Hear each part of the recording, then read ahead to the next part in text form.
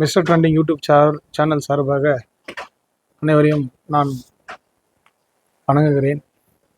தலைவரை பற்றி அவர் கூட பழகினவங்க சரி, வாய்ந்தவங்க சரி, கூட இருந்தவங்க சினிமா இண்டஸ்ட்ரியிலும் சரி, பொலிட்டிக்கலும் சரி, அவங்கவுங்க ஒரு கருத்துக்களை வெளியிட்டு வராங்க. அவங்களுடைய கருத்து அவர் செய்த நன்மைகள் எல்லாம் அனைத்தையுமே நான் இங்கே பெங்களூரில் எனக்கான ஒரு அனுபவம் அவரை பற்றி சொன்னதை நான் ஒரு விஷயத்தை உங்ககிட்ட பகிர்ந்து கொள்வதற்கு நான் கடமைப்பட்டிருக்கிறேன்.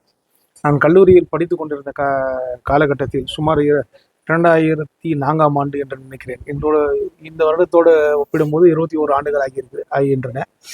அப்போது ஒரு கூலி வேலை செய்யும் ஒரு நபர் அங்கே இருந்தார். அவர் ஏதோ ஒரு வகையில் ஊனமுற்றார் கூட இருந்தார். வாயில் எங்கேயோ ஏதோ இருந்தது, என்னுடைய நினைவு சரியாக இருந்தது. அப்போது ஏதோ ஒரு படத்தில் என்னுடைய புத்தகத்தில் நான் தலைவருடைய புகைப்படத்தை வைத்திருந்தேன்.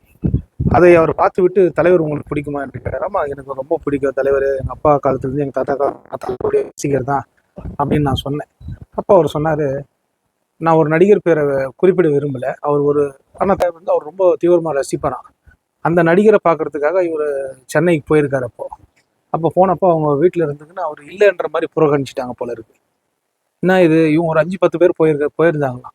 அப்போது அவர் என்னாச்சு, இவரு மனம் உடைஞ்சி, சரி என்ன பண்ணுறது, நமக்கு பிடிச்ச நடிகரை நம்ம பார்க்க வந்தோமே, அவங்க நம்மளுக்கு பர்மிஷன் கொடுக்கலையே, நம்ம என்ன பண்ணுறது சொல்லிட்டு மனம் உடைஞ்சி வரப்போ, அப்போ தலைவர் பரங்கிமலை தொகுதி சட்டமன்ற உறுப்பினராக இருக்கிறாராம். அன்னைக்கு சுமார் ஞாயிற்றுக்கிழமை.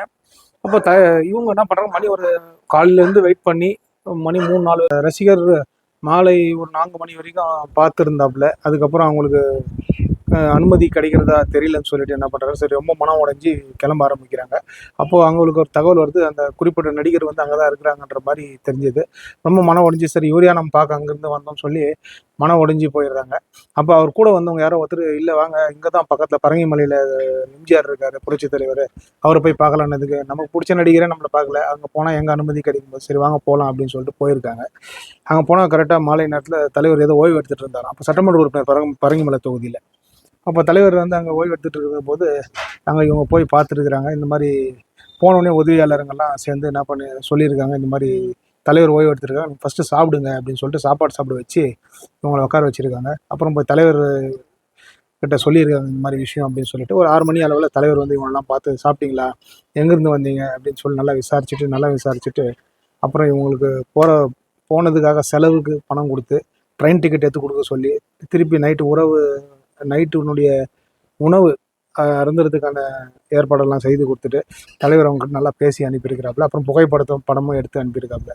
இவர் என்கிட்ட சொல்லும் போது ஐதுட்டு சொன்னாப்புல, அப்படியாப்பட்ட ஒரு தெய்வங்க மக்கள் திலகம். அன்றைக்கிலேருந்து நான் எம்ஜிஆருடைய ரசிகராக மாறிட்டேன். ரசிகர்ன்றதை விட நான் ஒரு தெய்வமாக நினச்சி பக்தராக மாறிட்டேன். எனக்கு பிடிச்ச நடிகர் நான் பார்க்க போனப்போ புறக்கணிக்கப்பட்டேன், ஆனால் தலைவர்கிட்ட இப்படி ஒரு பண்பாடு இருக்குதுன்றது நாங்கள் எதிர்பார்க்கல. உண்மையிலேயே சொல்கிறேன், ஒரு தெய்வ பிறவின்னு சொல்லி எங்ககிட்ட சொன்னாப்புல. அந்த நிகழ்ச்சியை தருணத்தை நான் உங்ககிட்ட பகிர்ந்துக்காக கடமைப்பட்டிருக்கிறேன். பாருங்கள், புரட்சி தலைவர் பாருங்கள், அவர் எந்த ரசிகர் யாருன்றதெல்லாம் தேவையில்லை. அவர் பார்க்க வந்தாவே அவருக்கு என்ன தேவையோ அதை பூர்த்தி செய்கிற மனித நேயமிக்க ஒரு கடவுள் தான் புரட்சி தலைவர், பொன்மனச் செம்மல் டாக்டர் பாரத ரத்னா புரட்சி தலைவர் எம்ஜிஆர். நன்றி, வணக்கம்.